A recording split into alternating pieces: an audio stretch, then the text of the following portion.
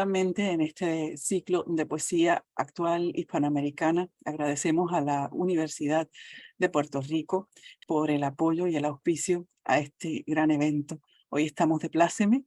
Tenemos a una escritora y periodista mexicana que ha accedido a formar parte de este ciclo. Claudia Posadas nació en México en 1970. Es poeta, periodista y promotora cultural. Es miembro del Sistema Nacional de Creadores de Arte, Secretaría de Cultura, 2011 y 2016. De allí ha sido becaria en el programa de intercambio de residencias artísticas para Chile en el 2008 y en Jóvenes Creadores en Poesía 2000 a 2005, entre otros reconocimientos. Ha publicado sus poemarios La Memoria Blanca de los Muros en el 1997 y Libers Quivias 2010, que fue Premio Internacional de Poesía Jaime Sabines en el 2009 y reeditado por la UNAM en el 2016. Además, ha trabajado en un proyecto hermosísimo que es recopilar la poesía de Carmen Berenguer, 1983 al 2020, se llama Plaza Tomada. En el 2021 fue publicado y la selección obviamente de los poemas y el prólogo es suyo. Poemas también suyos han sido incluidos en distintas antologías iberoamericanas. Estamos de pláceme y le damos las gracias a Claudia por haber aceptado nuestra invitación y abrir un diálogo sobre la poesía suya y hispanoamericana. Pues muchísimas gracias, Tania, por este espacio. Muchísimas gracias. Castañeda, perdón. Muchísimas gracias.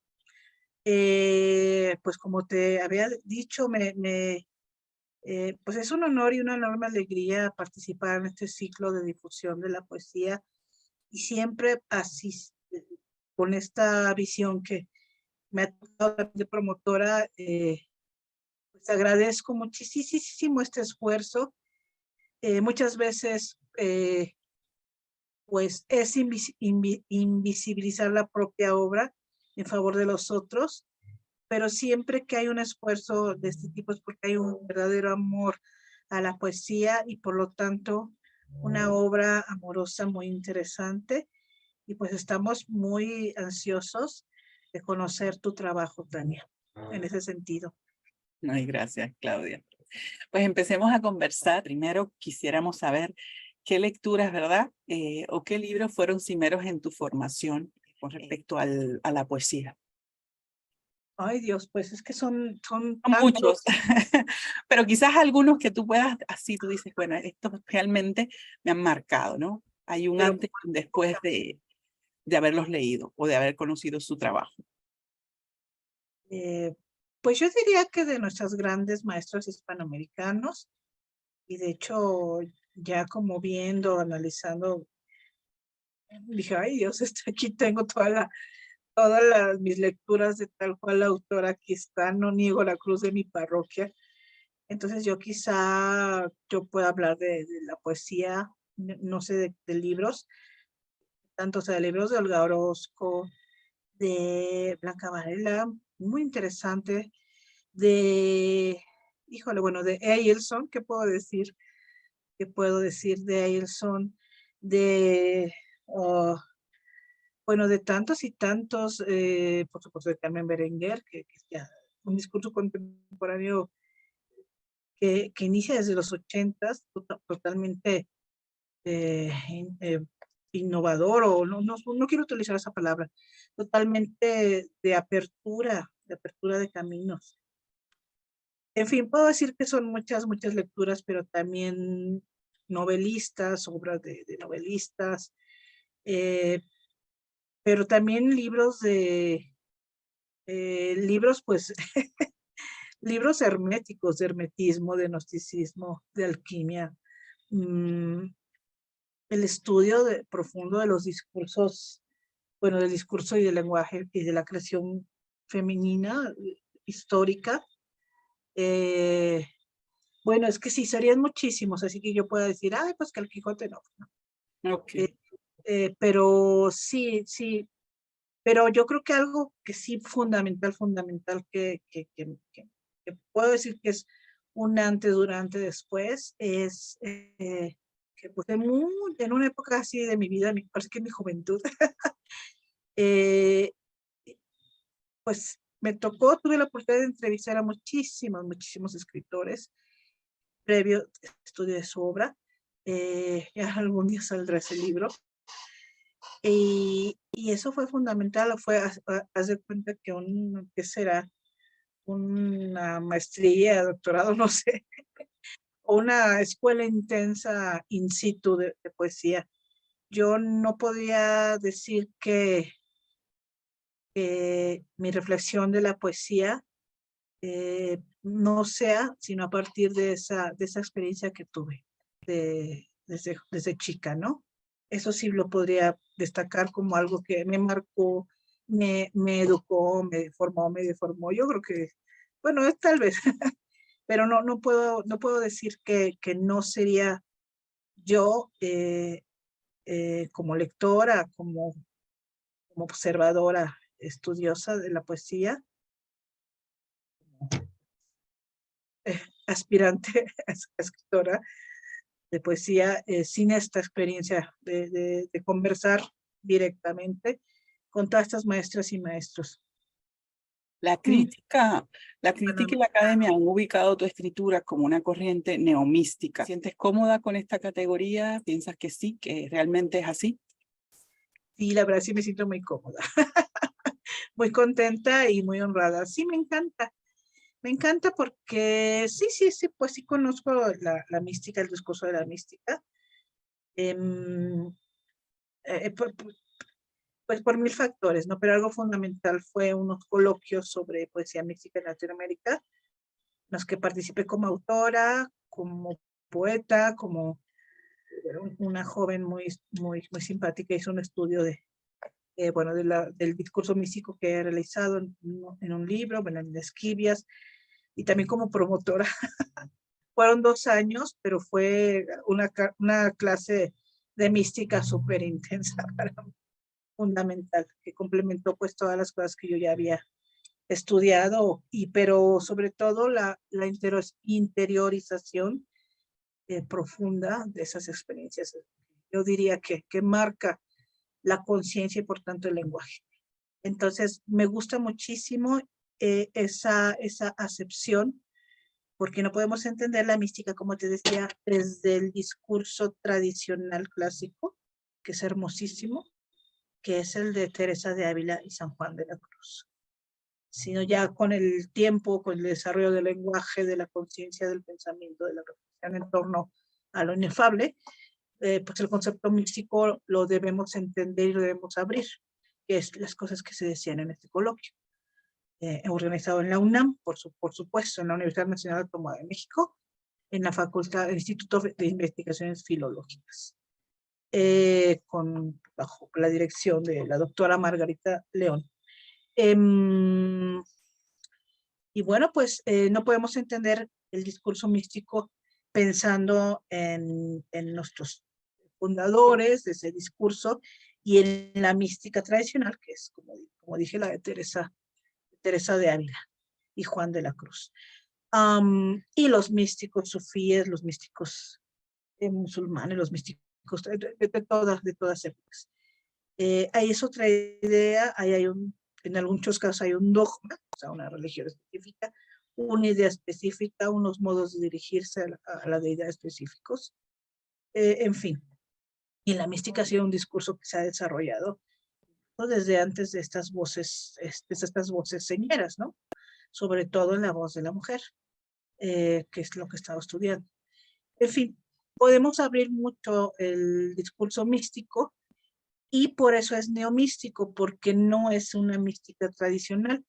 Incluso como escritora contemporánea, como observadora de la poesía latinoamericana, que es una poesía, como he dicho, de un movimiento, de una mutación, de un desarrollo y de una riqueza increíble, no puedes replicar un discurso lingüístico tampoco ya desde esa manera, porque ya magistralmente lo hicieron estos maestros espirituales y poetas, que sí los reconozco como tal, maestros espirituales. Entonces, me parece muy acertado y emocionante que pues tendré el honor de que me clasifique, bueno, que me hayan direccionado como una escritora neomística. Creo que sí es muy, muy adecuado. También se ha dicho de tu libro, Liber Scivias, que tú unes mística y metafísica. ¿Podrías abundar al respecto? Y también preguntarte si has pasado por alguna experiencia parecida a la que nos han contado nuestros maestros espirituales desde la mística. Teresa de Ávila. Ajá. Sí, pero como dice Teresa de Ávila, Dios está en las ollas. Mis pocas visiones que sí he tenido, así normal, me han pasado, como digo, lavando trastos, o sea, así, de la manera más, en las actividades más cotidianas y pequeñas, y sin pensarlo, y de pronto, ¿no? Me llegó muy claramente una imagen de una saeta luminosa atravesando la oscuridad, hasta llegar a, no sé, a un resplandor. Cosas así, pero muy pocas veces. Pero sí son cosas impactantes. En ese sentido, sí. Pero sobre todo, no es que haya tenido visiones místicas como Delgarda, de estas grandes mejinas que he estado estudiando, místicas, las místicas Beatriz de Nazaret, Hadevich de Amberes, Margarita Poret, desde este punto de vista infuso, sino a través de la reflexión y de la propia escritura, sí definitivamente se entra en un estado de conciencia distinto, no que te inspires y que eso no, ese es otro discurso, sino que si entras en una especie de estado de conciencia distinto cuando estás escribiendo, porque entras a otro lenguaje, a otra lógica, a otro pensamiento, a otra actividad fuera de todo lo cotidiano, y más hablando de estos temas, o buscando otras conciencias, otras psiques, o explorando.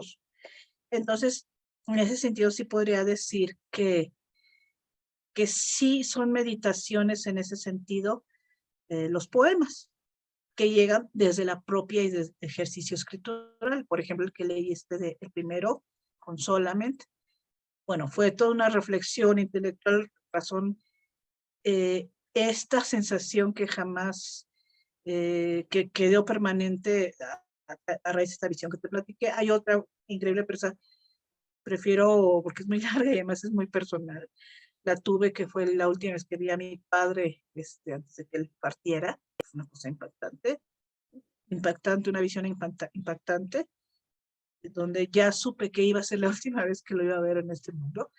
Pero bueno, sí, muy impactante, pero entonces sí entras en otro estado de conciencia, en otra percepción. Como les digo a algunas amigas que tienen algunas, aprovechen porque ese estado no dura mucho, pero te queda una sensación, una percepción, entonces tratas de evocar eso, reflejar eso en la escritura. Entonces la escritura misma sí es una reflexión, una evocación, una meditación, una contemplación. En ese sentido sí te podría decir que sí. Y en cuanto a, me decías de que, que hay metafísica, hay mística, bueno, es algo que precisamente como estudiosa del tema místico y como también parte de una experiencia personal, yo no podría aceptar ningún dogma específico, y más sobre todo ahora que he estado estudiando a fondo el discurso y la conciencia libertaria de la mujer desde la antigüedad. Estamos hablando desde Sumeria, hasta poco más allá del Renacimiento o Revolución Francesa, con Olimpia de Gouges, que ya es muy contemporáneo, en que la mujer ha sido absolutamente acallada en su ser, en su espiritualidad, en su expresión, en su creación, por el discurso heteropatriarcal, patrístico, religioso, de la Iglesia Romana Católica, de una manera acallada hasta las llamas, ¿no? Hasta quemar sus libros, sus testimonios y su corporalidad, como lo fue el caso de Margarita Poret. Entonces, yo no podría, desde establecerme en ningún dogma desde hace mucho tiempo, pero más con esto que estoy estudiando. Y en ese sentido, también pues como escritora, ¿cómo puedo hablar del espíritu, de lo inefable, en una época secular, en una época que estos discursos están mal vistos, en una época donde se entiende de otra manera lo espiritual, se entiende como algo cursi, como algo malo, como algo que te da debilidad, o como que seas humilde? No, pues, no, son mil cosas, no tiene que ver. ¿Cómo? Y como autora contemporánea, ¿cómo me puedo acercar, ay, perdón, a eso? Entonces, pues ahí, no sé, de pronto, yo en la propia escritura, ejercicio de la escritura misma, pues ese que empecé a conjuntar mm, aspectos de la mística cristiana tradicional, aspectos de la alquimia, aspectos del hermetismo, el simbolismo y sobre todo el del gnosticismo. Entonces, por eso pues han ubicado en estas corrientes o en estas ideas, por ejemplo, lo escrito en Libres Tibias. Y bueno, a mí me viene muy bien porque sí, justamente no es hablar desde ningún dogma, lo cual es muy respetable. Yo respeto muchísimo las religiones y las personas que tienen su fe, pero como escritora contemporánea y como pues un espíritu contemporáneo que busca esto, después de ver también todo esto que te acabo de platicar, toda esta represión, todo este, en el lenguaje, en el idioma de la mujer, etcétera, era imposible que yo pudiese crear un discurso igual, replicar lo ya dicho y como se dijo, y desde los puntos de vista, estos aspectos. Entonces también por eso, pues es que eh, me di cuenta y también me di el gusto, porque me gustan mucho todos estos temas, el simbolismo, etcétera, la alquimia, pues de ejercerlo y ahora, pues de pronto ahí sigue algunas veces, pero sobre todo en esta visión de ópera abierta o de espíritu abierto. Qué bonito. Quisiéramos también, porque sabemos, nos hemos enterado de que estás haciendo unos trabajos dentro de lo que se pueda hablar, ¿verdad? Antes de esas publicaciones sobre la mujer en la antigüedad, el medioevo y el renacimiento. ¿Qué nos puedes Claro, decir? pues sí, es parte del discurso o de lo que hemos estado desarrollando en esta entrevista. Um, Incluso, bueno, he estado dando cursos. Nosotros ubicamos el inicio del feminismo desde Olimpia de Gouges, por ejemplo, guillotinada por Robespierre en la Revolución Francesa, por sus ideas y su libertad, sus ideas feministas, pero fue la primera, digamos, que ya en forma y en teoría luchó por los derechos de la mujer como ciudadana. Y con Mary Wollstonecraft y ya, pues ya con Simone de Beauvoir, etcétera. Sin embargo, la historia de las ideas feministas y de libertad de la mujer empieza pues desde que el ser humano es ser humano. Eso lo he comprobado a través del estudio. Yo le he llamado la conciencia libertaria de lo femenino, una conciencia que se abre paso, que se manifiesta y que con el tiempo, ya desde una visión poética, hermética, con un hilo de conciencia plateado y rojo, como acaba de decir, esto tiene que ser rojo, rojo y plateado, que va atravesando el tiempo y que nos va uniendo como mujeres, como conciencias, que además pues va surgiendo, va despertando esta conciencia. Aún en los contextos heteropatriarcales más férreos. Entonces, pues ahí están todas estas mujeres que son testimonio. Nosotros desde en Eduana, la primera mujer que firmó como tal y como autor una obra importantísima en la antigua Sumeria, pero ¿qué es lo que se estudia y qué es lo que se marca como la obra más antigua de la humanidad? Pues la obra de Gilgamesh, escrita por paisanos suyos también, ¿no? De esa época, un poquito más después. Y así, ¿no? Nos vamos con infinidad de conciencias, de testimonios. Y justamente hoy en la mañana me daba cuenta que el discurso libertario de lo femenino en esta antigüedad, en este medievo, se ha manifestado justamente en la mística. La mística ha sido el espacio de libertad, de expresión y de pensamiento de lo femenino y de su conciencia. Y bueno, ¿y por qué? Bueno, ¿por qué? Porque precisamente llegó un momento, pues ya posteriormente, estamos pasando ya en Edad Media, pasamos por Hipatia de Alejandría, que fue totalmente destruida por la religión ortodoxa y por los conflictos de poderes entre el imperio y los cristianismos alejandrinos de su momento. Estamos hablando de Aspasia de Mileto, también juzgada por ser un espíritu libre, inteligente, una conciencia que estaba detrás de los discursos, por ejemplo, de Pericles, etcétera. El gobernante, miles de mujeres, Safo, también importantísima en nuestra conciencia, en nuestro desarrollo como escritoras y en el pensamiento de lo femenino. Bueno, varias. Pero llegamos al siglo XII con Hildegarda de Bingen, una gran mística pensadora, pero aún ella todavía, pues, signada por el dogma católico. Ella no salió de ahí, pero eso se entiende, no es criticable.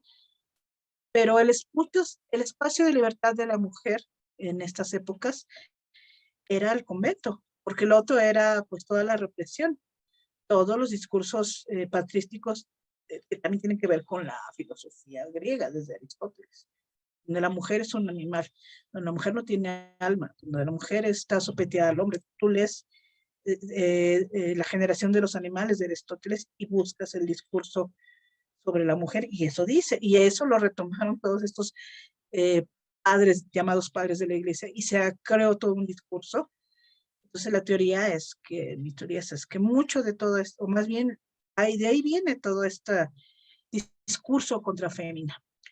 Y curiosamente los espacios de libertad de la mujer fueron estos conventos medievales, estos cenobios medievales, en Alemania, en España, en diversas partes, donde podían, y bueno, nuestro contexto en México, pero esto ya en el neobarroco con Sor Juana Inés de la Cruz. Pues eran estos espacios de libertad. A la mujer no se le permitía escribir ni crear nada, pero Hildegarda era una mujer tan brillante e inteligente que bueno, se adaptó al discurso patrístico, pero yo estoy segura que tiene una fe inquebrantable, pero tenía una visión espiritual totalmente abierta, más elevada, ¿no? Pero, pues, y logró crear unas visiones místicas increíbles, hermosísimas, que están en el Esquivias, que están en el libro de las obras divinas, en fin, y así varias. Está Rada de Landsberg, también una mística medieval, contemporánea y comadre, digo yo, de Delgara, porque contemporáneas estrictamente ahí a lo largo del río Rin, en esa Alemania del Imperio Germánico, Sacro Imperio Romano Germánico. Después vienen las matronas de la iglesia, que son las creadoras de la hermandad. Clara de Asís, que es la primera en utilizar el concepto de sororidad. A la iglesia ya no le convenía y lo dejó perder, pero ya lo retoman las feministas, lo retoma Marcela Legard en el siglo XX. Increíble, pero y vienen las beguinas, que bueno, está Hadevich de Amberes con su poesía, sus Lieder en canciones, está Beatriz de Nazaret y sus siete modos de amor, y está, espero no confundir, y está, ay, bueno, es que se me olvida, pero tienen tratados místicos muy interesantes que además uno puede ver los ecos del discurso de Teresa de Ávila, mandaron de esas fuentes. Y bueno, el de Margarita Poret, que ella fue justamente quemada junto con su libro, un tratado místico muy importante, El espejo de las almas simples, pues por la Inquisición igual, y por la Universidad de París, que es exactamente el centro de pensamiento muy más importante de esas épocas, siglo XII, siglo XIII, creado por Inocencio III, bueno, un papa, no, perdón, por otro, que fue justamente quienes destruyeron a los cátaros, esta herejía medieval, y donde Tomás de Aquino y todas estas conciencias, bueno, crearon estos discursos contra fémina, ¿no? basados en, incluso mandaron a traducir el libro de Aristóteles, y era como que era lo que se leía y lo que estaba en el ámbito universitario, que era un poder en esos tiempos, y todo eso era misógino, y era devastador a nivel espiritual. Entonces, es curioso que la mística, eso yo he pensado, pues prácticamente la mística es el primer discurso libertario de la mujer. Entonces también es importante retomarlo en ese sentido. Y eso es lo que he descubierto en varias cosas a través de esta investigación, muy sorprendida, entrar en la biografía de estas mujeres, en su conciencia, en el contexto, y pensar que es todo este hilo de conciencia profundo, antiguo, y que precisamente ese hilo, esa conciencia que anda ahí en la nósfera, como ese hilo plateado y rojo, rojo tiene que ser, ahorita, ¿eh? Pues está uniendo a todas estas conciencias y está procurando ese despertar. No es per se, no Olimpia de Books, viene de todo esto. Entonces es lo que yo he descubierto y intentando que fluya este discurso desde la voz de estas mujeres. Wow. Pero ha sido mucho esfuerzo, muchos años, y ha implicado un proceso personal también muy fuerte, unas revelaciones tremendas como mujer. Ay Dios, entonces, pues ahí vamos, ¿no? Pero ya para mí, porque sí está No, no, complicado el tema de sí, la corporeidad, del tiempo finito en el que estamos inmersos y en el que pues estamos como materia, como seres. Pero pues ahí vamos, ¿no? Esperando que la diosa me permita seguir teniendo este trabajo y mil revelaciones que me han impactado mucho y que me han muy, afectado. eh, es muy importante el trabajo que estás haciendo también para Ojalá. las escritoras, claro, para las escritoras, ¿no?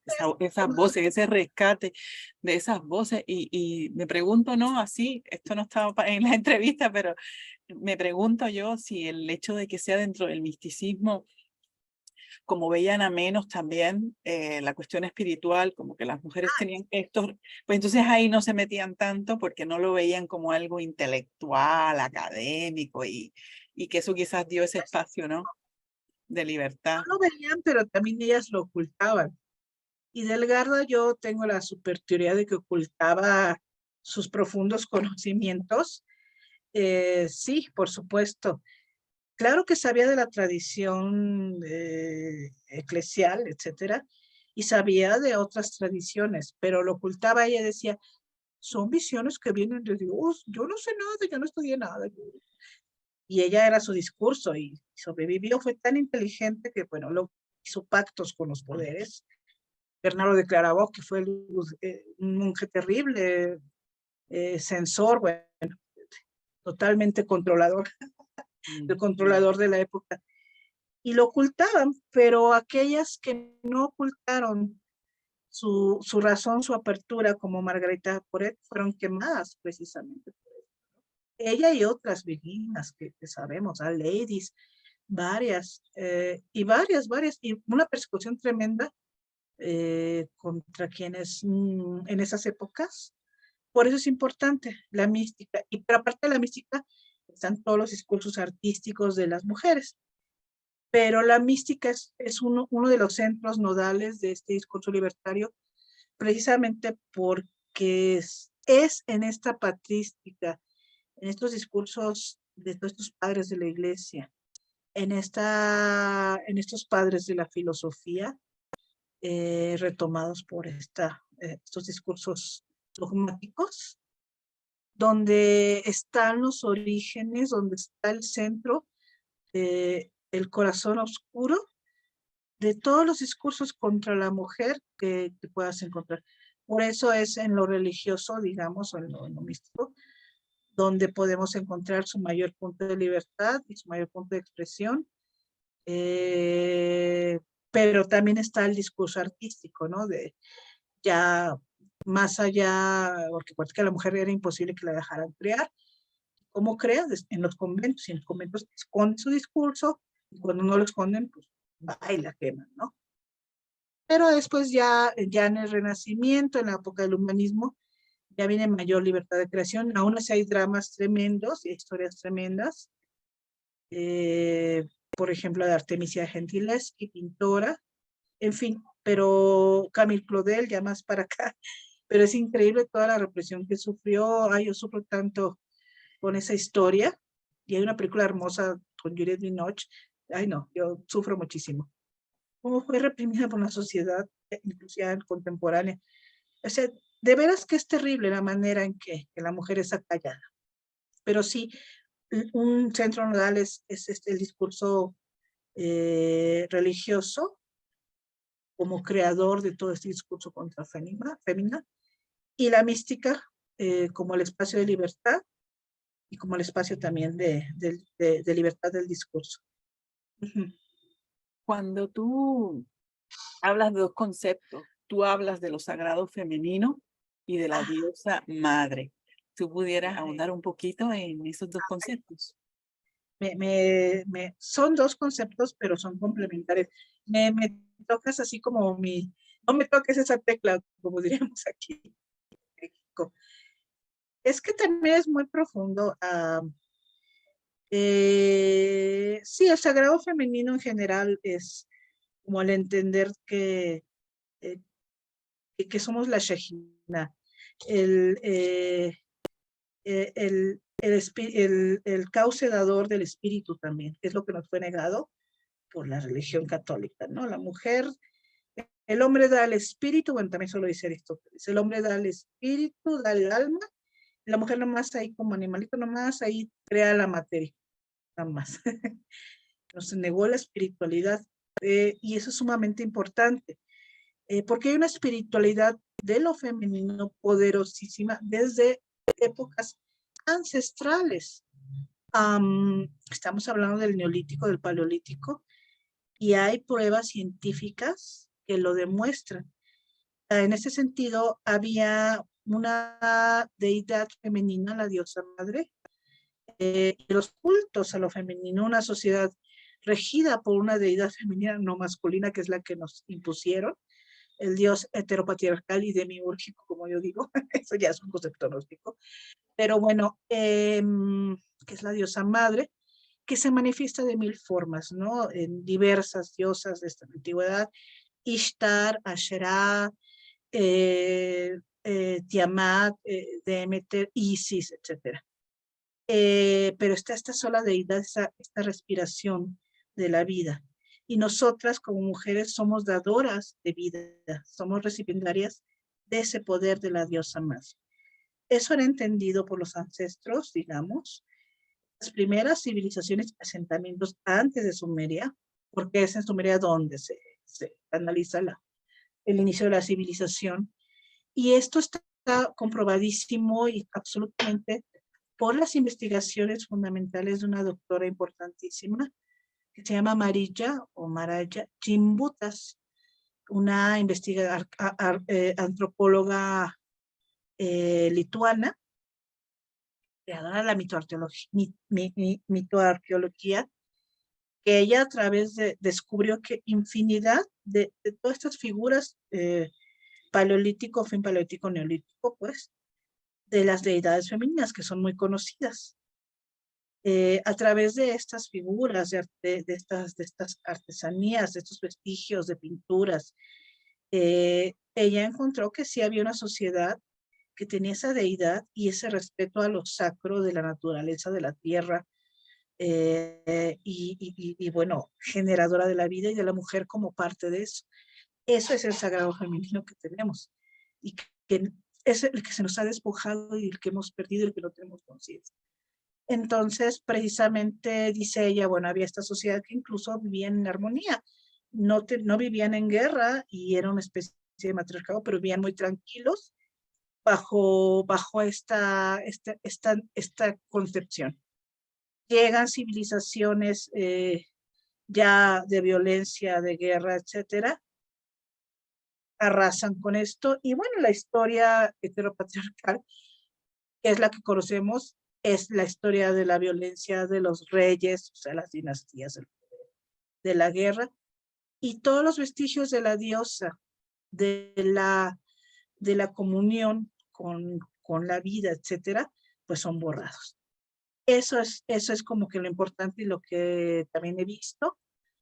Y bueno, pues es toda una historia de despojo y justamente estos discursos patrísticos lo que quieren despojar absolutamente son los vestigios de la diosa, acusándonos de hechiceras, de profanas, de paganas, de brujas. Esas diosas. Entonces las únicas deidades femeninas que pudieron aceptar y que nos impusieron son las figuras de Eva, o sea, la pecadora, la que perdió a los, no, ella la que perdió al hombre, de la que el hombre, ella surge de la costilla del hombre. Magdalena, la pecadora, la prostituta, la de lo peor, etcétera, y María de Nazaret, que es pues la Virgen, la abnegada, la madre, pero que concibe sin el llamado, sin mácula, ¿no? El llamado pecado original. Esas son las tres figuras arquetipos que a la fecha se conservan. Y es pues donde desembocó toda esta deidad, ¿no? Pero finalmente no es así. Eva es la dadora del conocimiento, la conocedora del secreto de la multiplicación a un nivel simbólico. Eso es lo que significa el árbol del conocimiento. Entonces, pues, ¿cuál malvada, no? Magdalena, pues por eso es todo mi poema, que ella era la que verdaderamente entendía esto y simbólicamente puede ser considerada como una manifestación de la Pistis Sophia, un principio femenino creador, que sería como la diosa, unido y en comunión con el principio masculino creador, que sería a nivel muy simbólico. Y bueno, María, que igual es la madre, la diosa madre, etcétera. Pero finalmente la espiritualidad de la mujer era muy importante que fuera reducida. Creo que esto lo entendieron estas personas que finalmente son muy brillantes, los padres de la iglesia, etc. No son cualquiera, o sea, tienen una cultura impresionante. Por supuesto que entendieron todo el poder simbólico, esotérico acaso, no sé, de todas estas cosas, y se han dedicado justamente a denigrar a la mujer como no dadora del espíritu, como no portadora de la Shejina o soplo divino, la mujer como la incitadora del pecado, la que lleva el mal, y no el dios heteropatriarcal. Entonces, por eso es muy importante esta figura de la diosa madre, entenderla en su poder, en su magnitud, en su potencia. Y bueno, pues las beguinas hablaban del concepto de amor, mine, como lo decía Jade Vistamberes, pero era la diosa amor o amor indistintamente. Entonces yo quisiera ver esos ecos de esa diosa primordial que existe. Actualmente es como conocida como Gaia, la tierra. Y sí es importante rescatar esa espiritualidad intrínseca en lo femenino, pero justamente lo que se nos despojó de lo sacro, del poder de la naturaleza como dadora de vida, de su misterio. Y por eso toda esta falta de respeto a la vida, a lo humano primordial, a la naturaleza, y todo este dominio del discurso de poder racional. Y bueno, pues lo estamos sintiendo como mujeres, como creadoras de vida y como habitantes de un planeta con el que perdimos absoluta conexión, ¿no? Entonces, por eso es importante y bueno, darme cuenta de todo eso también ha sido sumamente impactante porque ¿qué hago, no? ¿Qué hacemos? ¿Cómo lo rescato? ¿Cómo lo asumo? ¿Cómo lo introyecto? ¿Cómo lo interiorizo? ¿Qué hago? Importante esa investigación No es tuya. que le Wow. gusta a la Ajá. gente. Sí. No le gusta y no lo entienden. No todo esto de las mujeres antiguas, como pues en los países latinoamericanos son otras tradiciones, toda esta cosa Más antigua duro. Es muchísimo más duro. es más duro y una es la loca.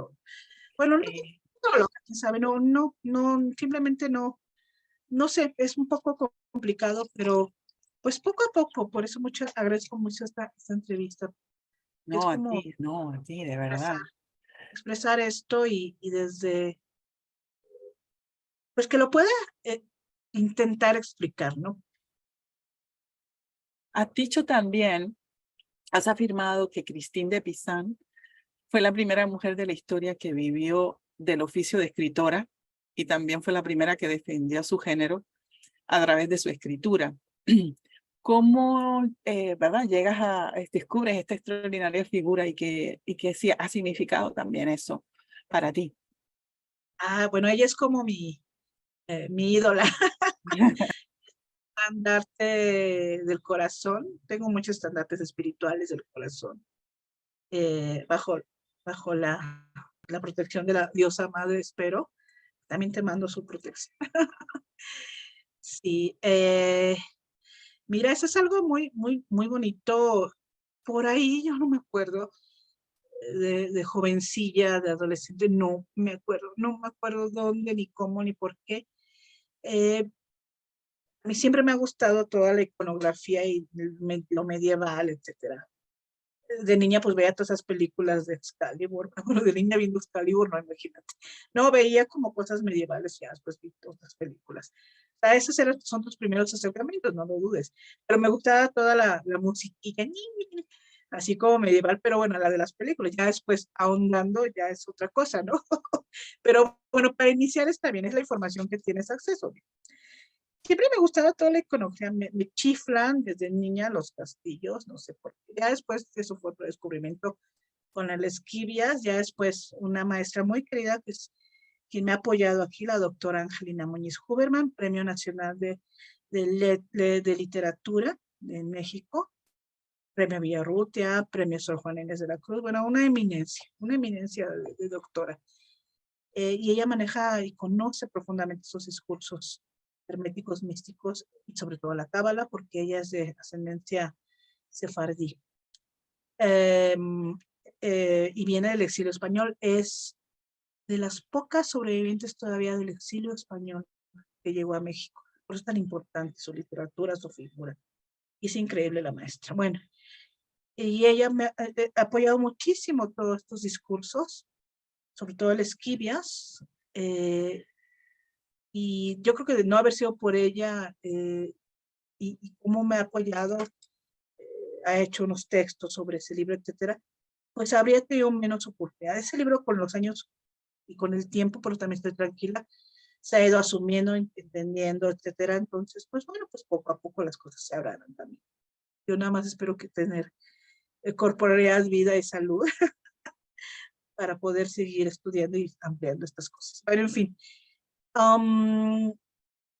alguna vez que hablé con ella, que la entrevisté, me dijo, bueno, ella tenía un libro que se llamaba El Castillo, ¿qué? Los Castillos de la Memoria. Y, ¿cómo que? Y yo, pues, siempre tenía presente los castillos. Desde niña me encantaban. Leía cuantos cuentos de castillos, bueno, en fin. Y de pronto ella me dice, es que lo que pasa es que el castillo es una figura muy poderosa en la mística. Es el castillo interior de Teresa de Ávila donde habita Dios. Y a partir de ahí es que ya lo desarrollé todo ese concepto. Pues con Cristín me pasó algo parecido, de chavilla, de niña, no me acuerdo, o de jovencilla, ni me acuerdo dónde ni cómo. Vi una miniatura, que son estas figuras, estas ilustraciones medievales, se llaman miniaturas no por pequeñas, sino porque provenían del arte de miniar, o sea, así se llamaba como pintaban esos manuscritos, es la minia.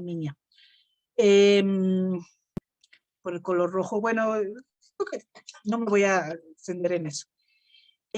Muy famosa sobre Christine, que está escribiendo en su estudio. Luego por ahí a ver si te paso la figura o te la paso aquí por el chat.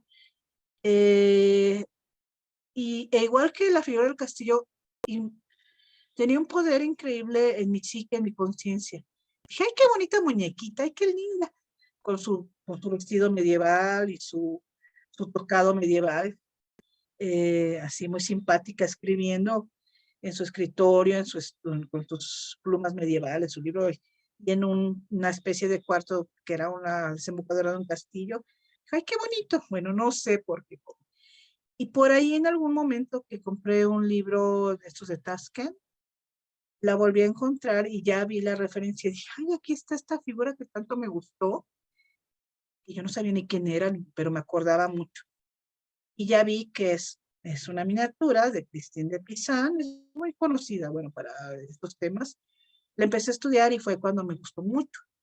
Y sí, es importante, es la primera escritora que vive de su escritura.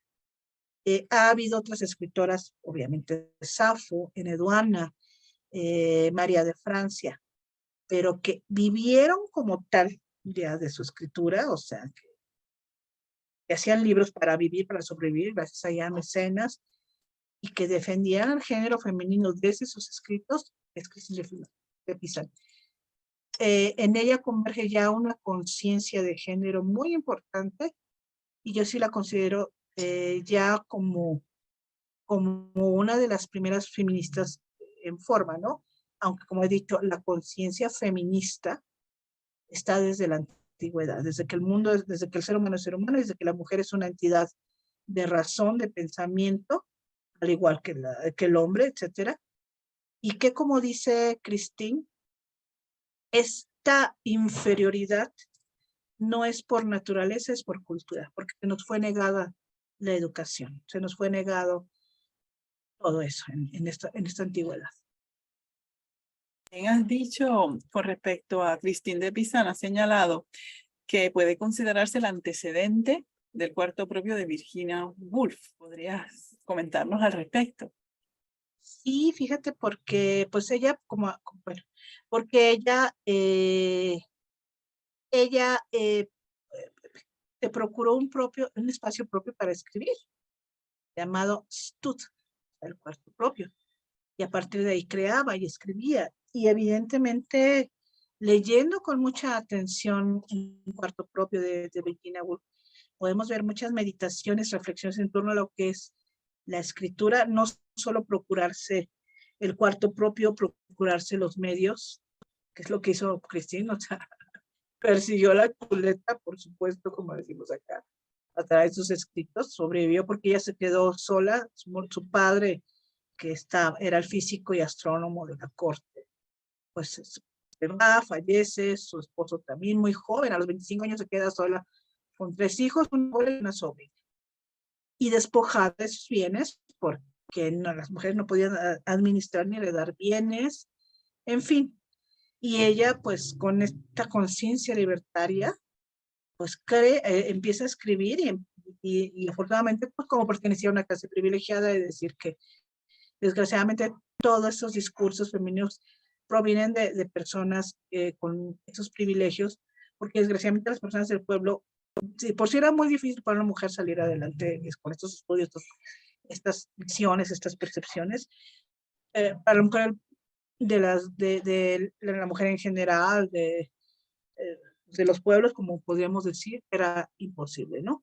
Bueno, ella tenía esa educación privilegiada, que su padre se la procuró de niña, y entonces, pues nada, obviamente tenía esa conciencia y fue cuando empezó a escribir y a generarse recursos a través de eso y a través de pues, los mecenas que consiguió Isabel de Baviera, esposa de Carlos VII, el loco, Carlos VI, perdón, el loco, en fin. Entonces, tú ves el discurso de Virginia Woolf y habla sobre esta sobrevivencia para poder escribir, esta autonomía para poder escribir. Cristina lo ejerció. Y hablas también de cómo entender la literatura de lo femenino, cuando en un momento dado todavía no establecíamos parámetros y todavía el canon literario heteropatriarcal estaba muy acendrado, ¿no? Y de ninguna manera en sus categorías podía entender o asimilar una escritura de mujeres, ¿no? Entonces, todo eso ya desde Christine lo ejerce, lo hace esta praxis. Entonces, hay un diálogo muy profundo entre estas dos en el tiempo. Claro, no se conocieron. Tal vez Virginia Woolf sí haya leído a Christine, eso sería interesante, interesante verlo, pero hay un diálogo profundo. Entonces, por eso yo digo que son hermanas. Una es antecedente y precedente de la otra. Y con respecto, ahorita nos hablaste de la música y de tu amor por la música medieval, la música barroca y de trovadores provenzales. Eso viene de la cuna, eso es un gusto que se ha ido desarrollando en tus investigaciones. ¿Cómo ha sido ese amor por esa música? Quién sabe, yo que desde chica me encantaba todo eso y escuchaba la musiquilla de las películas. que es más comercializada, ¿no? Que una música históricamente informada, como me han explicado mis amigos músicos, unos amigos músicos que tengo maravillosos con los que de veras he trabajado y crecido mucho a un nivel de creatividad, hemos trabajado juntos, etcétera. Y finalmente es escuchar otro tipo de música, que la que te imponen, que la que crees que es el rock. Que de pronto ahí lo escucho, me gustan algunas cosas pop y rock, pero ya no mucho. Algunas canciones de mi juventud. Pero no. Me gusta mucho esta música, pero porque además me ha permitido adentrarme a esas épocas.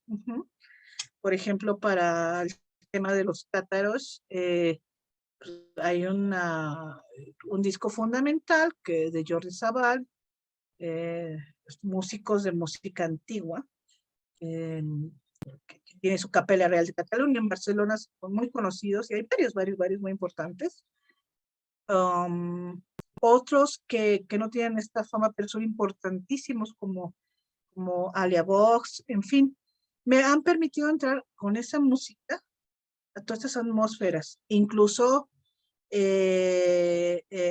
al decir, por ejemplo, los rituales cátaros en su lengua original, una especie, un occitano medieval o provenzal medieval, pues escucharlo y poder también con esa sonoridad recrearlo y asimilarlo a la poética. La música, por ejemplo, de los poemas de Haderich de Amberes a través de ensambles contemporáneos que hacen esta interpretación. La música de Hildegarda, que sí es una música de la que conservamos notaciones originales. La música de las Trovairits, de la cual solo se conserva una notación, que es la de Chantal que no volvía, composición de una de las más famosas, Beatriz de Día. Pero toda esta interpretación realizada por grupos contemporáneos informados, para mí es fundamental para entrar a esas conciencias. Entonces ahí pues he enriquecido todo el... No soy experta, soy muy ecléctica. Yo creo que un experto en música me diría, ¿estás mezclando épocas, estilos, tiempos? Pues sí, pero con mucho respeto y mucho amor para entrar a estas conciencias. Y en tu faceta como periodista, cuéntanos cuáles entrevistas a escritores recuerdas con mayor emoción o cuáles han sido quizás las más importantes y trascendentales. Y por supuesto, Raúl Castañeda quería saber también su relación con los peruanos Blanca Varela y Eduardo Eyerson con respecto a esas entrevistas. No, pues me centraré en esas dos entrevistas. Sí, bueno, de joven me interesó y todavía, como digo, alcancé la colita de grandes escritores, ¿no? Y bueno, también tratando de hacer lo posible, de estudiar lo más posible sus obras, para preguntarles sobre sus obras, y afortunadamente creo que tuve ese tino, porque muchísimas de esas conversaciones, muchas que aún están inéditas, o se publicaron suplementos y culturales y revistas de la época, pero en un libro o no todas están subidas a internet, ya no se conocen. Tengo una entrevista con Haroldo de Campos, por ejemplo. Lo alcancé todavía. Con Ángel González, bueno, con Saramago también, también narradores también. Híjole, de Puerto Rico, bueno, con María Santos Febres, que me encantó siempre. Sí, la entrevistaste, a Mayra. Sí, claro. Sí, te iba a preguntar también de los puertorriqueños, ¿sabes? Que habías entrevistado a algunos. Sé muy poco, por favor. Hay uno que ya no pude, no me dio mi tiempo, mi estudio, mis fuerzas. Rodríguez Juliá. No, es muy, la cosa es leer una obra, larva, leer y estudiar para hacer la entrevista, y a veces no te da la continuidad, no te da la vida, y por eso tampoco puedo terminar ese libro, porque, bueno, no estoy dedicada a eso, ¿no? Y tenemos que vivir, trabajar, cocinar, etcétera, ¿no? Entonces, no me ha dado, pero cómo me ha interesado esta obra, ¿no?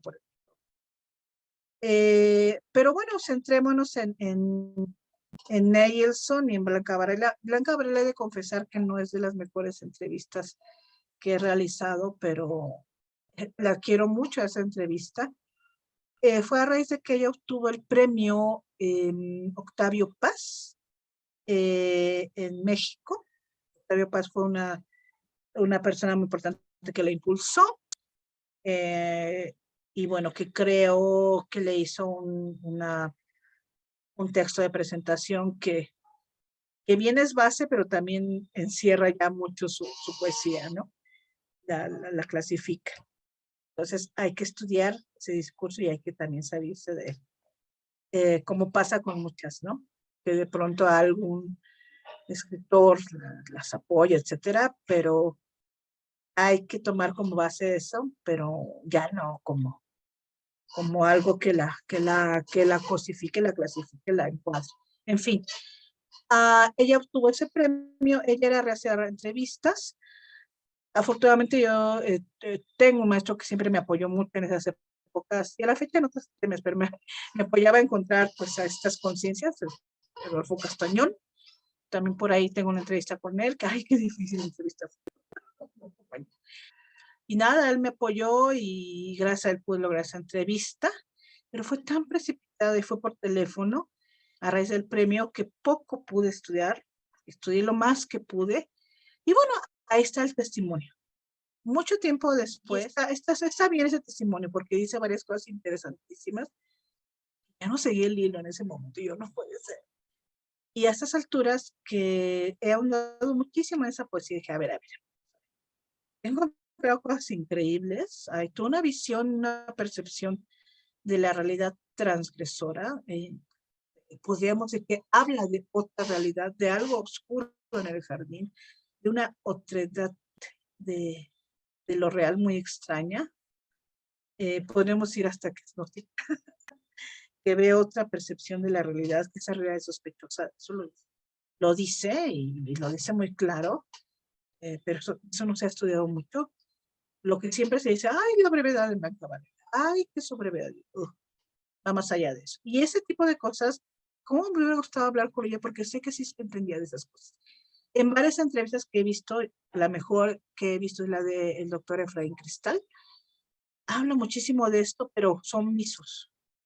Entonces, por ejemplo, dije, ay, Dios mío, es como un diálogo atemporal, invisible y silencioso que he tenido ya con ella a raíz de esa entrevista. Pero quiero mucho esa entrevista, es una poeta a la que quiero mucho. Y de Eilson, ahí pues es toda una experiencia. A mí siempre me gustó mucho y me llamó muchísimo la atención toda esta diversidad de lenguajes en los que se desarrolló. Y bueno, ya realicé la entrevista, bueno, estudié lo más que pude, y ya no me acuerdo si fue Adolfo Castañón o quién que me apoyó en localizarlo. Hablé con él, súper amable, era un hombre muy generoso y muy amable. Su voz era muy afable, te contestaba pronto, ay, sí, bien lindo. Bueno, porque tan italiano, pronto, dígame, o sea, una voz tan amable, tan tranquila. Bueno, en fin, fundamental fue el libro de Marta Canfield, que es la mejor entrevista con Nelson que se ha realizado. Y nada, pues la hice por escrito, él me pidió que fuera por escrito, y ay, más difícil, pero pues bueno. La contestó, yo ya estaba trabajando como jefa de prensa en una editorial, ya no estaba tan dedicada al periodismo, porque de pronto cerraron así como una cosa muy rara, pero yo creo que cuestiones económicas de la época, todos los suplementos culturales en los que yo trabajé, etcétera, y áreas culturales fueron cerrando, ¿qué está pasando? Pero bueno, pues ya estuve de jefa de prensa en una editorial y haciendo todo lo posible por seguir entrevistando, ¿no? Porque era algo una consigna que me di. En fin, la cuestión es que pasé por entrevista por teléfono, me la contestó por fax, y me mandó además por correo la entrevista, y tuvo la enorme generosidad de mandarme el catálogo razonado de su exposición en la Galería Uffizi, me parece. Por aquí está atrás, aquí lo tengo. Un libro hermoso que acaba de publicar en Nave del Paraíso. Y fue una entrevista muy amplia. Y ahí anda en internet, La quiero actualizar para hacerle una entrada, pero lo que puedo destacar es que hablamos, él ya lo ha llamado la matriz musical, como esa matriz engloba todos los lenguajes en que se ha expresado, justo para encontrar un lenguaje. Y yo le llamé la matriz celeste. Y pues nada, incluso por ahí uno de mis poemas de libres escribidas menciona esta matriz celeste, una matriz de lenguaje universal en la que confluyen todos los lenguajes. Entonces, esas han sido unas experiencias muy fuertes. Y cómo me la mandó por correo, y una carta bien linda, oiga, la estaba buscando en su oficina, pero no la encuentro. Y yo, ay, pero ¿cómo? Ay, no, lindo. Y bueno, pues él muere en Cerdeña, ya estaba muy enfermito. Y, ay, no, fue una tristeza, pero bueno, afortunadamente, pues pude alcanzar. Y así varios, pero esas, me concentro en esas dos ya para no extenderme, ya me da mucha pena. ¿No podrías hablar un poco también de tu cercana relación de amistad con el escritor peruano Rodolfo Inostroza? Oh, pues, ¿y eso cómo lo sabes? Bueno, un pajarito. No, lo hemos visto y no sé si le mencionaste también a Raúl. Así que queríamos saber. Ahí me duele mucho porque también no lo puedo entrevistar ya. Digo, no te da la vida para ponerte a estudiar tanto y tanto, y más cuando no es a lo que te dedicas 100%, ¿no? Yo pues, me dediqué muchísimo, muchísimos años de mi vida a todo el tema de la difusión cultural como jefa de prensa, como gestora de actividades culturales, como periodista, y eso pues te quita mucho tiempo. No, me gustaba. Ahora me sigue gustando, pero necesito terminar mis libros. Necesito terminar mis libros. Entonces, bueno, también es una cosa por otra, ¿no? Uh-huh. Y nada, pues sí es un maestro al que quiero mucho. No sé qué tan cercana, yo creo que hay personas en México que son más cercanas, fueron más cercanas, como Adolfo Castañón, precisamente. Miracete Jiménez y Víctor Rojas, poetas de Puebla, que lo acogieron en su casa cuando él estuvo en México, pero sí tratamos mucho, mi esposo y yo, con el maestro y conocemos su obra. Me regaló varios de sus libros y me duele muchísimo las deudas que ya no pude cumplir, no haberlo podido entrevistar como se debiera, ¿no? Ya se fue de México, regresó a Perú y bueno, pues desgraciadamente fallece. Sí. Te quería preguntar, y esto sí es una curiosidad mía, ¿verdad? No, Porque eres escritora y son las periodista. mejores. ¿Ser escritora y periodista mujer en México ha sido duro o no? Y no, porque siempre he sido como alternativa. Es decir, sí ejercí el periodismo cultural de cobertura de fuente, en su momento muy poco, pero sí lo ejercí. Y eso está bien porque hay colegas, pero increíbles, que nos abrieron camino aquí, entonces eso está bien. Pero hacer un periodismo más especializado literariamente, pues sí es un esfuerzo, pues todo el esfuerzo del que habla Virginia Woolf es, ay, perdón, tener tiempo para escribir, para estudiar, pero yo más bien la dificultad es ser escritora, es ser poeta y ser una poeta rara, una rara avis. Soy total, o sea, estos temas aquí yo creo que, fíjate que en Chile sí son muy entendidos y estudiados. En general, he tenido mucha respuesta y conocimiento desde Legarda de los temas herméticos en Chile. Aquí muy difícil. Ha sido más difícil ser una mujer rebelde al canon, rebelde a las imposiciones estéticas de los cánones dominantes y de los grupos que quieren dominar. Siempre lo he sido, pero no me peleo ni nada, soy rebelde y lo saben. No me les compro cualquier cosa. Y tener un discurso totalmente diferente y la respuesta es el silencio, el no estudio el no tomar en cuenta estos y despreciarlo antes que entenderlo. Ay, son cosas religiosas no sé, o son cosas así, ay, no, esas cosas de la Biblia. Y yo, ¿cuáles cosas de la Biblia? Lo menos que yo podría hacer es eso, jamás. Entonces eso ha sido lo complicado, pero bueno, no me quejo porque también es como dicen, es parte del show y ya a estas alturas hasta es como sabroso, como disfruto, ¿no? También estar desde esa posición, porque sí he tenido respuestas de gente muy valiosa como ustedes, desgraciadamente fuera de México, ¿m? En Sudamérica, en Chile, en Perú, ahora con ustedes, en Puerto Rico y Perú, en Colombia, en Argentina. He tenido mucha respuesta, apoyo y cariño.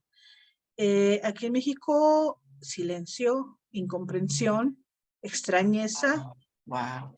sí, pero tampoco tanto, o sea, digo, no me quejo, porque hay personas que eran tan maravillosas como la doctora Angelina y muchas colegas, sobre todo contemporáneas mías, pues que han entendido mi lucha porque también la han padecido, o que son muy brillantes también, como, digo, no que yo sea brillante, que son, o sea, o que también y además todos son muy brillantes y generosas como para respetar el trabajo que lo hay de mi parte, de los demás, como Tania Favela. No me quejo. Ok, es un poco lo que decías al principio, me conecta también con el trabajo que hiciste de Carmen Berenguer, porque también es una mujer que ha abierto caminos. Tú has antologado la obra de la poeta chilena Carmen Berenguer. Es la primera y única antología de Berenguer en México. Así. ¿Por qué apostaste por su poesía? ¿Qué es lo que te conecta o te vincula a ella y hacer, verdad, esta selección de este trabajo con ella sobre su obra? Y ahí hay otro proyecto que también espero que la vida me dé. Por eso de ahí que estoy muy interesada en conocer tu obra, Tania, eh, de estudiar y de hablar de la poesía de las mujeres hispanoamericanas, latinoamericanas, básicamente. Eh,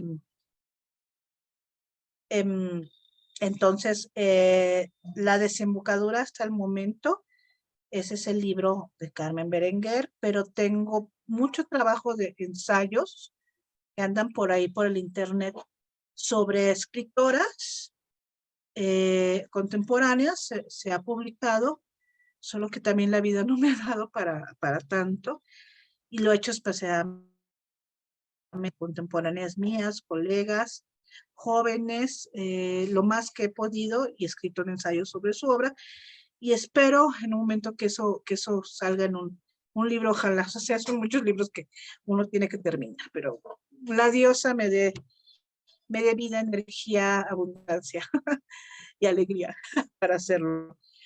Entonces, la desembocadura mayor hasta ahorita, el libro es esta obra de Carmen Berenguer, eh, que aparte como escritora, como amiga y como maestra y como dama latinoamericana de la poesía ha sido fundamental. Su discurso para mí ha sido una apertura, me ayuda a abrir, a entender muchas cosas. Se habla mucho de la innovación, etcétera. Como te digo, hay mucha desinformación ya de los jóvenes. Hablo como viejita, ¿verdad? Pero híjole, es que sí, estas generaciones están tremendas en México. Una desinformación absoluta y total de nuestro contexto de la poesía, una denostación per se y una búsqueda de poder y por tanto especulación procurada por muchos, algunos grupos, tremenda. Entonces, por lo tanto, hay una absoluta banalización de la poesía y del ejercicio del escritor. En fin, muchas cosas que se proclaman, que dicen, etcétera, desde los 80 ya los está haciendo Carmen Berenguer.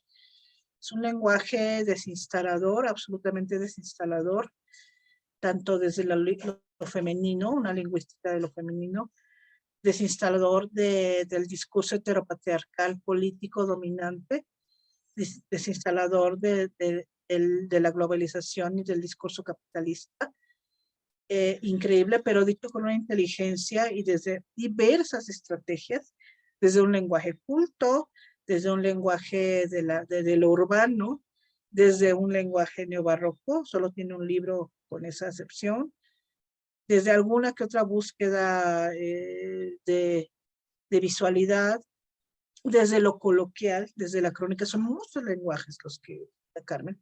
Ha sido sumamente revelador y me siento muy contenta de que en México se pueda ver este despliegue de lenguajes. Pues digo, bueno, así es, vean, o sea, por favor, aquí está todo ya hecho y aquí está nuestra maestra de conciencia y de lenguaje y de rebeldía. Entonces sí ha sido fundamental. No es que una sea rebelde, que vaya. La rebeldía puede manifestarse desde estos espacios íntimos de los que estamos hablando, las estrategias del débil, como dice Carmen. Y bueno, aquí quiero anunciar una primicia que me tiene muy, muy contenta. Pronto saldrá una colección importante, otro puedo decir cuál importante en México, lo cual me pone más contenta todavía.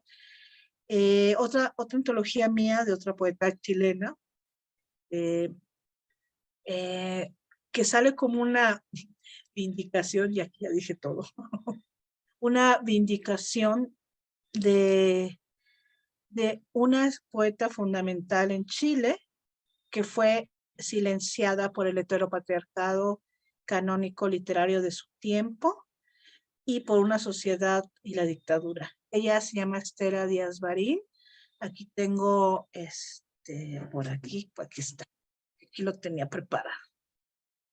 Aquí tengo el libro original de su obra reunida, publicada por Cuarto Propio, perdón que es una visión de espejo y lo veamos un poco invertido, pero no sé cómo podría verse así, por Cuarto Propio, que es una editorial feminista importantísima, fundamental en Chile y en Latinoamérica.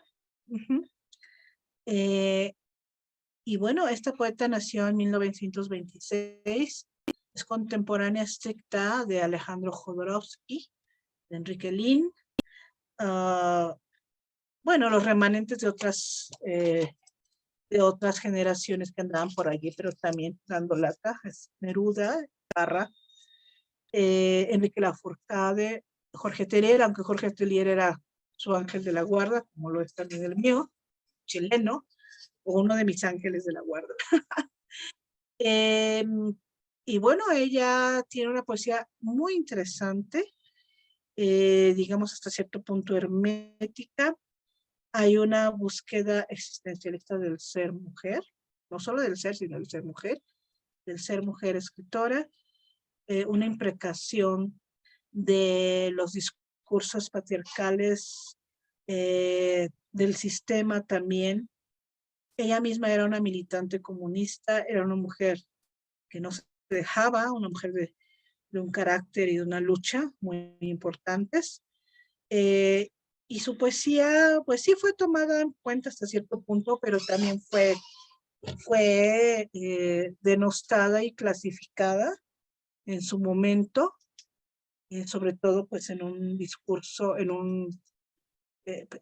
en un trabajo, en un escrito que hizo Enrique Lin sobre su poesía, un discurso realmente que es ofensivo, lo lees y dices, no puede ser. Un discurso perdonavidas heteropatriarcal, de un macho heteropatriarcal, Dios mío, en fin.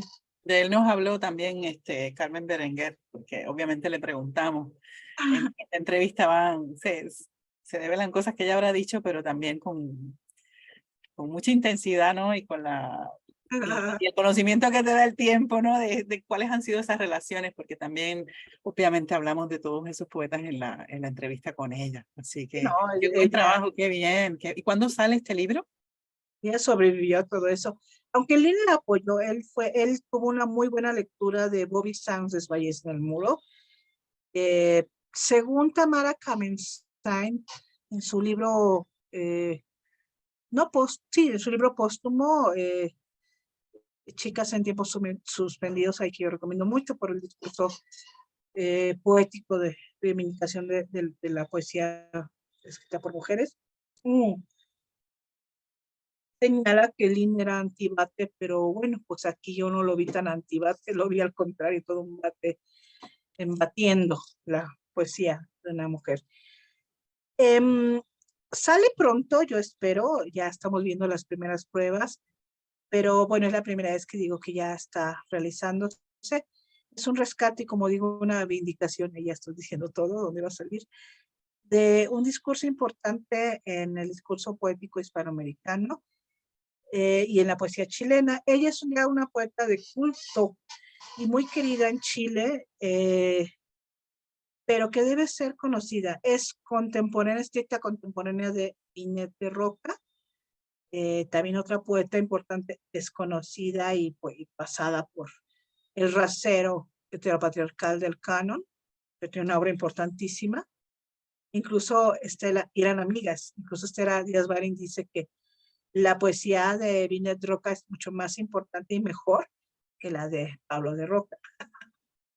Entonces, pues sí creo importante dar a conocer estas voces, vindicarlas.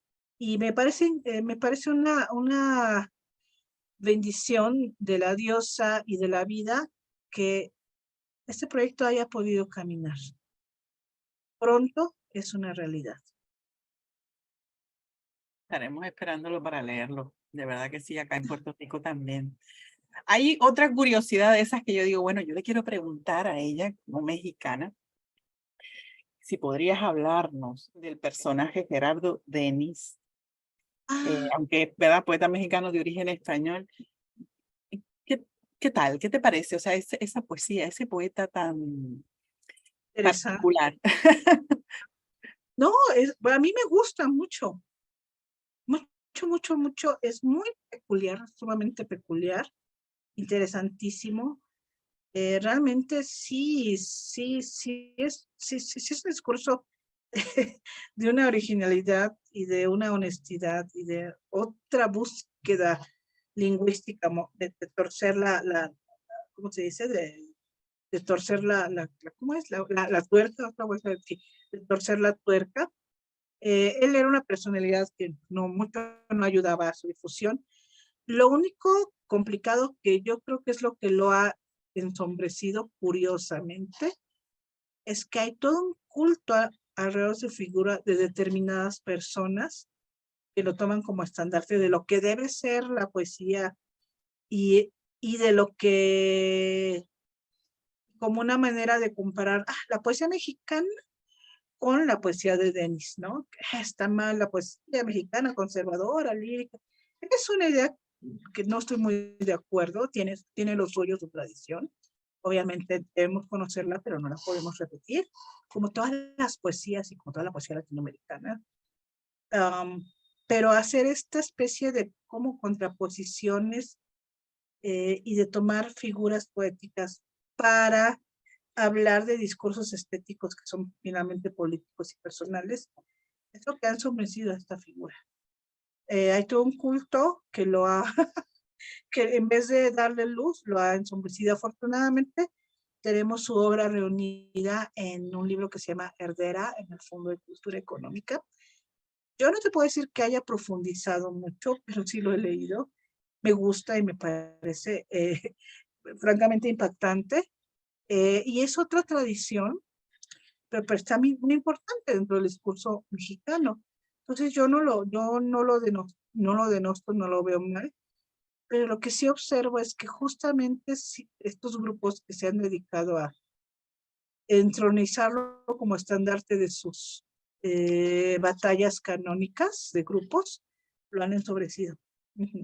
¿Qué importancia han tenido Pero pues para acá ti con la gente, ¿no? estos escritores Comprarse mexicanos? rollos, Eh, pobres, ¿no?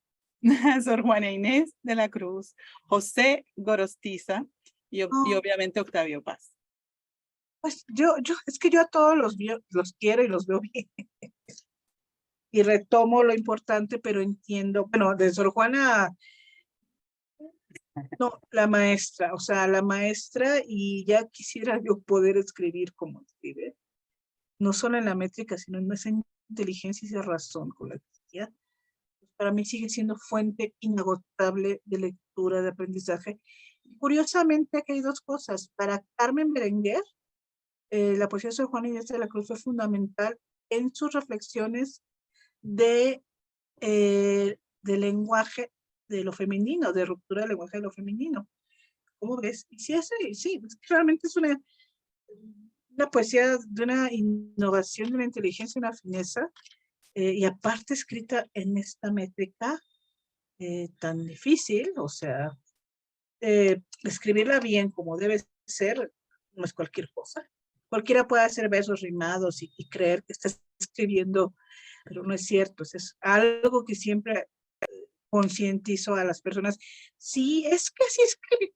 Sí, pero es que para escribirlo bien y hacerlo bien, tienes que conocer bien este tema de la métrica. Yo no lo manejo, mi esposo sí, lo maneja muy bien. Lo estudió con su maestro, Sandro Cohen, en paz descanse, un mexicano muy importante, como maestro y como editor y como escritor, en fin, murió en la pandemia, el COVID, o sea, puras desgracias con esa cosa del COVID. En fin, entonces, pues, es fundamental, verás que la poesía, todo esto de Sor Juana es fundamental.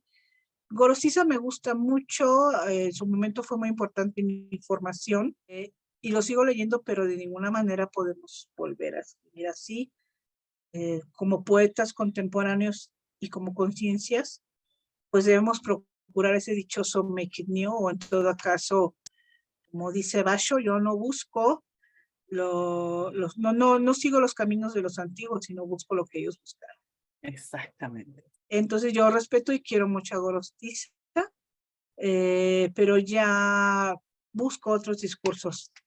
Y Paz, lo mismo, ¿no? Es una fundacional. Pero sí, ya tampoco es una figura ya, pues, bueno, fundamental para mí, pero es importante y sí, por supuesto que conozco toda su obra. Como mexicana, además, pues, tengo que conocerla. Pues para que me preguntan, pues sepa qué decir. No, pero sí, sí es importante, ¿no?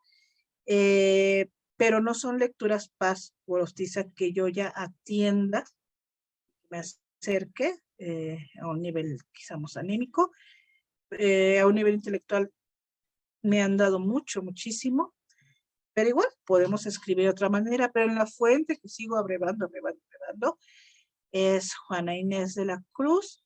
Y el otro dato curioso que quería decir es que precisamente Binet de Roca en un momento dado no firmó con su nombre, sino con un seudónimo, y su primer seudónimo fue Juana Inés de la Cruz. Mira qué bien, sí, sí. Wow. Y bueno, para terminar, porque ya no te quito más tiempo, Pero pues la gente dice, ay, no. queríamos saber qué significado para ti ganar el Premio Internacional de Poesía Jaime Sabines en el 2009.